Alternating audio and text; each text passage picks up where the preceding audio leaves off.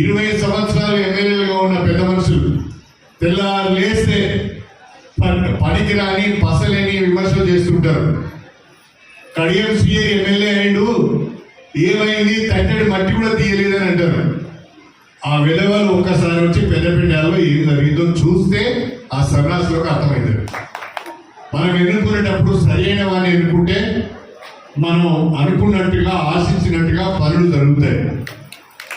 అలా కాకుండా ఏదో ఇంత ఆశపడి ఆ రోజు ఓటేస్తే పనికిరాని వాడిని ఎన్నుకుంటే మరి తాగినవా, తిన్నావా, ఎగిరినవా, దొరికినవా, పథకాలు అమ్ముకున్నావా, పదవులు అమ్ముకున్నావా, పనులు అమ్ముకున్నావా అనేది వస్తుంది. చివరికి చిల్లర పనులతోని నియోజకవర్గానికి చెడ్డ పేరు తెచ్చే పరిస్థితి వస్తుంది. కానీ కడియం శ్రీహరి ఎమ్మెల్యేగా ఎన్నడూ కూడా చిన్న తప్పు చేసి ఎరగాడు. ఎవరి దగ్గర ఒక 10,000 రూపాయలు లంచం తీసుకునే అలవాటు నాకు లేదు.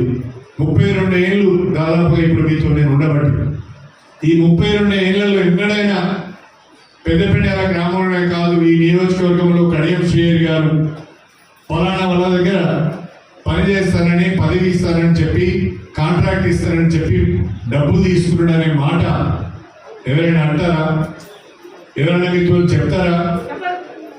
ఆ రకంగా నిజాయితీగా పనిచేస్తున్నా, నిజాయితీగా నియోజకవర్గాన్ని అభివృద్ధి చేస్తున్నా, నిజాయితీగా గ్రామాలను అభివృద్ధి చేస్తున్నా. మీ అందరి సహకారం ఉండాలని చెప్పి నేను కోరుకుంటున్నా. ఇన్ని రకాల అభివృద్ధి కార్యక్రమాలు కావాలి అంటే ప్రభుత్వ సహకారం కావాలి. అందుకే నేను అన్ని రకాలుగా ఆలోచించి నేను 2023లో బీఆర్ఎస్ పార్టీ నుంచి ఎమ్మెల్యే గెలిచిన మీ అందరి ఆశీర్వాదంతో. కానీ ప్రతిపక్షంలో కూర్చోవలసి వచ్చింది.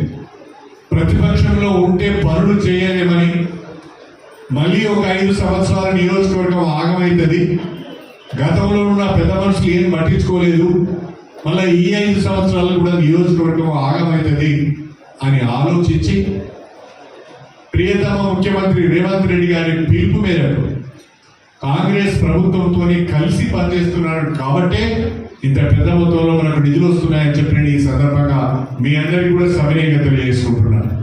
నా ఆలోచన నా ఎజెండా అంతా కూడా స్టేషన్ గన్పూర్ నియోజకవర్గాన్ని అభివృద్ధి చేయాలని, స్టేషన్ గన్పూర్లో ప్రజలకు పెద్ద ఎత్తున ప్రభుత్వం చేపడుతున్న సంక్షేమ పథకాలు అందించాలనే తపన తప్ప నాకు మరీ ఎజెండా లేదు అని చెప్పి సందర్భంగా మీకు సవినయంగా తెలియజేసుకుంటున్నాను.